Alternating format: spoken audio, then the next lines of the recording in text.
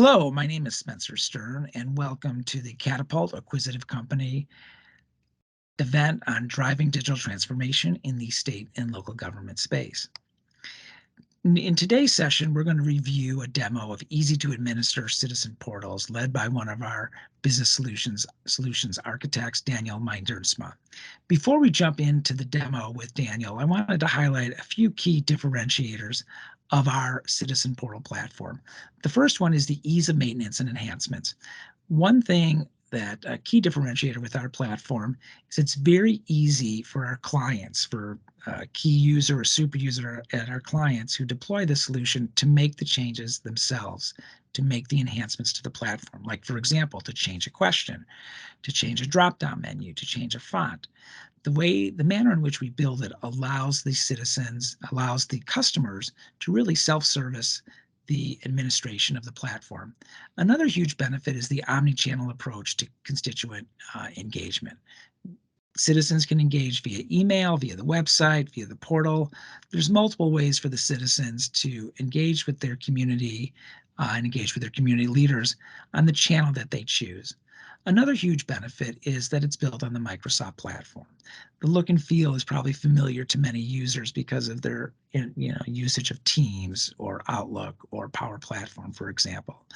Also, by building it on the Microsoft platform, there's consistent innovation that Microsoft is pushing through from not only a look and feel perspective, ease of use perspective, but also around security and privacy, which are so critical here in this field where citizens are sharing information with their government entity. And the last huge benefit is it drives process efficiencies. It's essentially taking citizens out of the inline, if you will, and putting them online to help drive their services. So what I'd like to do next is we're going to be jumping into Daniel's demo very quickly. After the demo, I strongly encourage you to scan these QR codes here, provide feedback. Our marketing team would welcome it. Thanks so much for your time, and we look forward to hearing from you soon. Hi, everyone, and welcome to Quisitive's Driving Digital Transformation in State and Local Government on-demand learning channel.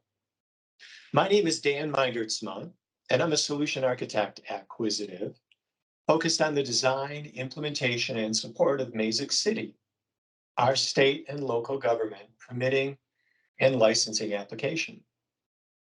In this session, I'll cover a key differentiator of Mazik City, and that is ease of configuration by small non-IT staff. Before we get started, please note that there is a QR code at the bottom of the slides where you can get in touch with our experts about anything you hear that interests you. The work from home revolution is driving knowledge workers to the suburbs, bringing their big city expectations of government to smaller towns with limited staff and budgets.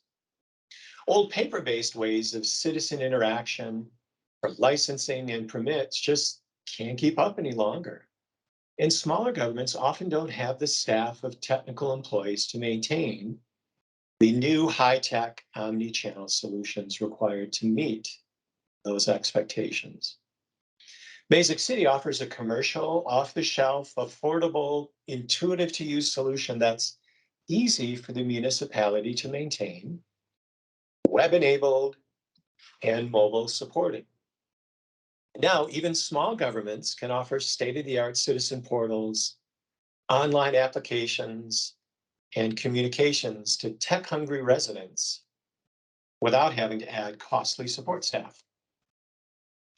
In today's demo, we'll cover some of the basic functionality of the application, but then we'll focus specifically on how your employees can maintain the configuration without any special IT knowledge. So with ease of that administration in mind, let's show a quick agenda, and then we'll get right into the application. Today, I'm going to briefly cover self-registering for the Mazik City Citizen Portal, applying for services through the Citizen Portal, processing the application in Mazik City, the back office, maintaining questions, documents, reviewers, approvers, all of the maintenance of that for your application process in Mazik City. So let's start out with self-registration in the citizen portal side of Mazik City. So I'm sharing my screen right now where it shows a simulation of a mobile device. And you can see that it is laid out in a way that's mobile friendly. I am going to show full screen so things may be a little easier for you to see in the webinar.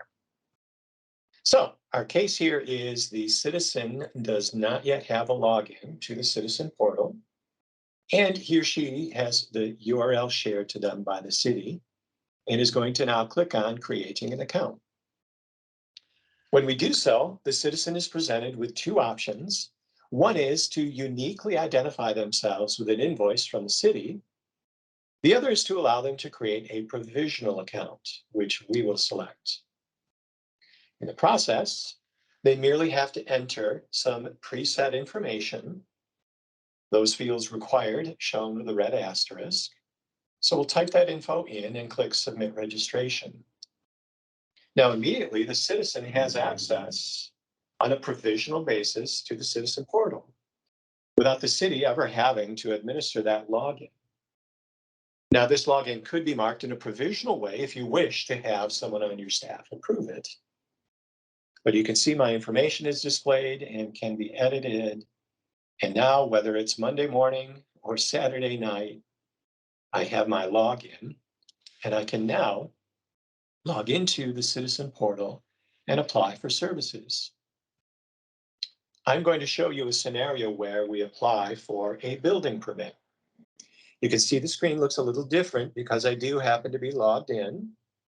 We'll click on applying for licenses, permits, and certificates, although the process is similar for variances and even simpler for submitting a service request. We'll click on apply for licenses, and I'm presented now with a list of licenses that Mazik City supports.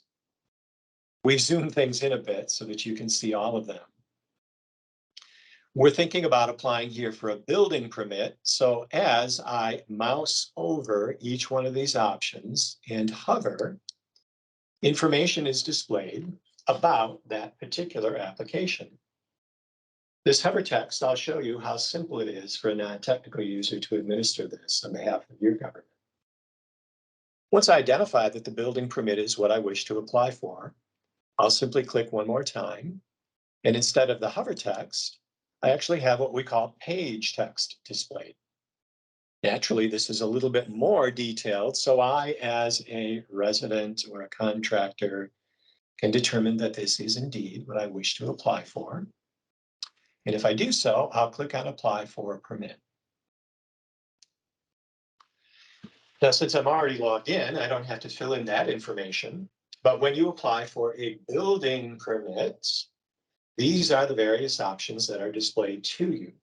Now, I'm only showing you A through E for the sake of screen real estate. There are 30 or 40 different varieties of building permits you can apply for through Mazik City. We're going to select basement build out.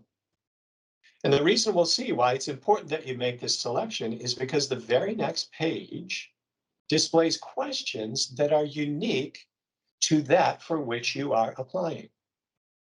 So instead of asking every possible question, we're only asking those questions unique to the basement build out. And those happen to be, in our simple example, what's the construction value, square feet of the project, describe the project, adding a bedroom with an egress window, etc. So I type in this information, click Save and Continue, and I'm presented with another screen through which I may be required to submit documentation. So if you're submitting for a business license, for example, you might think of some documents that are required to be submitted. Perhaps they're a list of the officers of your corporation. Or in our building permit example, a copy of the contract and a letter of permission if you are not the owner. I won't walk through these screens, but if I do happen to click on these links, I'll be taken to the typical upload process.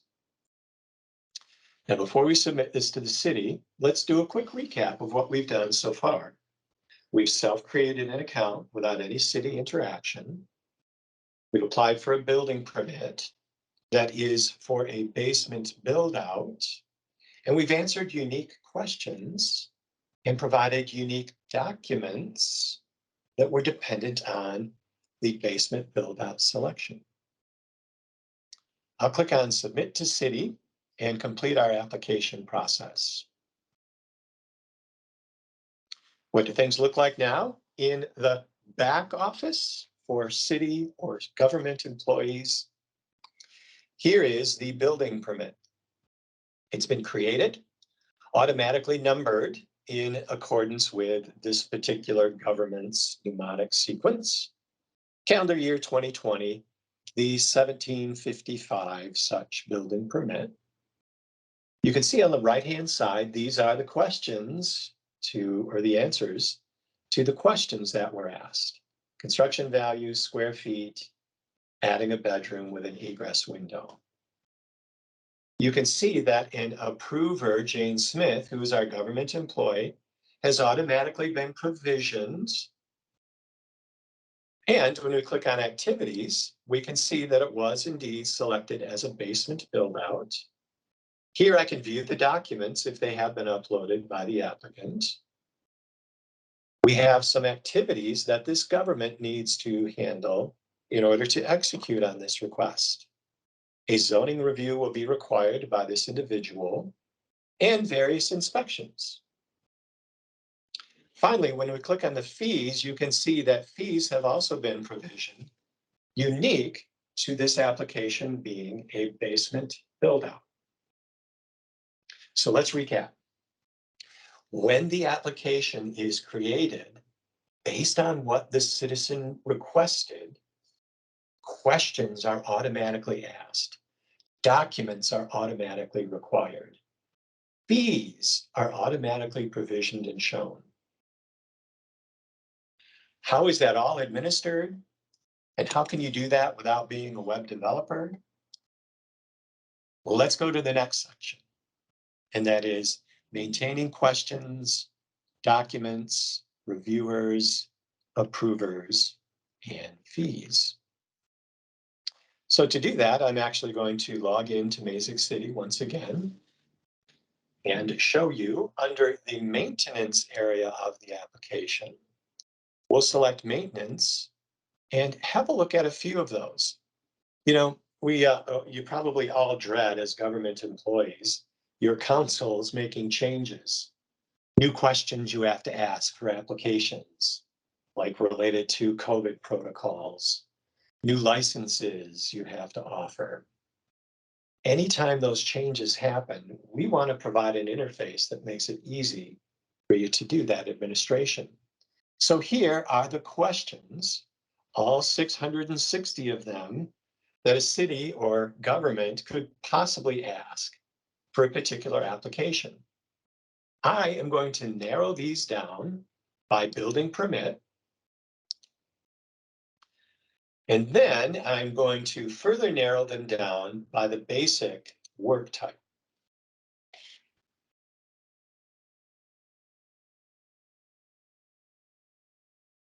And here you see the very questions we asked when I submitted that application. What is the construction value? What is the project description? What is the square feet of the project? And if I arrow to the right, you can see the display order of the questions when we sort smaller to larger. This is the very order that the questions were asked through the citizen portal. So if wording for your questions is changed, or you need to ask additional questions, you need only access this screen. And if this question is going away, it can simply be deactivated right here.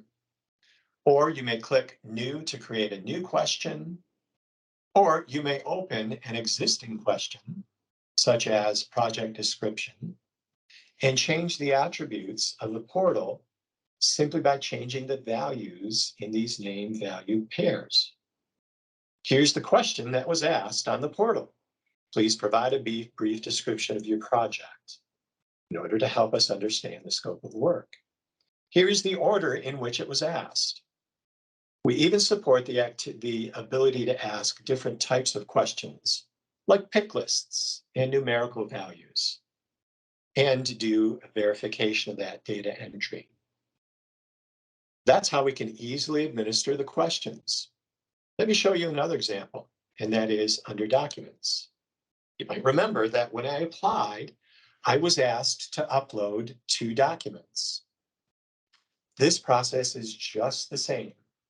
We'll look under the work type for basic building permit, and that will show us the documents that were requested of our applicant. Here's a copy of the contract. Here's a letter of permission. Now let's say you need to have a proof of COVID vaccination status for the building crew who's going to be doing the basement build out. It's as simple as a trained city user clicking new to create a new document. Let's open one of these to see the content of that screen. We show that it's associated with a building permit. We give it a name. This is the hover text description that was shown in the citizen portal. We can even provide a document template. This is particularly important if the city wishes applicants to supply documents in a format that's familiar to them, like a list of officers in an Excel spreadsheet with first name, last name, and email address. The paradigm follows in areas like fees. Here's a list of all the possible fees that could be assessed, 377. We can again filter by work type to show only those fees that you ask and to edit those fees for basic building permits and basement build-outs. And then the final area I'll show you is one I mentioned at the very beginning of the call. And that was under case subcategories, we applied for a building permit. When I go down this screen and open up building permit case subcategory, here is the very text that was displayed. Do you remember when we hovered and the portal displayed a building permit provides legal permission, etc.? We hovered on that on the citizen portal. And once we click the word building permit, this splash text was displayed. So if again, you ever want to change the hover text or the portal text, you need only have a trained user go into the back office, open case subcategories, change the language here, and voila, you have instantly edited the content of the citizen portal.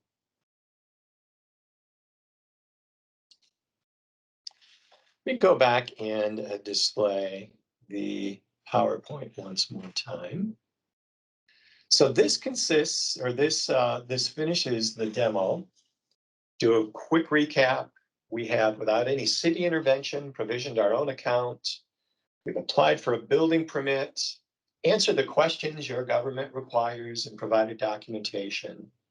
We spent most of the time showing you how to easily administer that without being a technical IT staff. On our final page, we have a couple of links here. If you wish to connect with the experts or provide feedback, I encourage you to do so that we can improve our webinars for future attendees.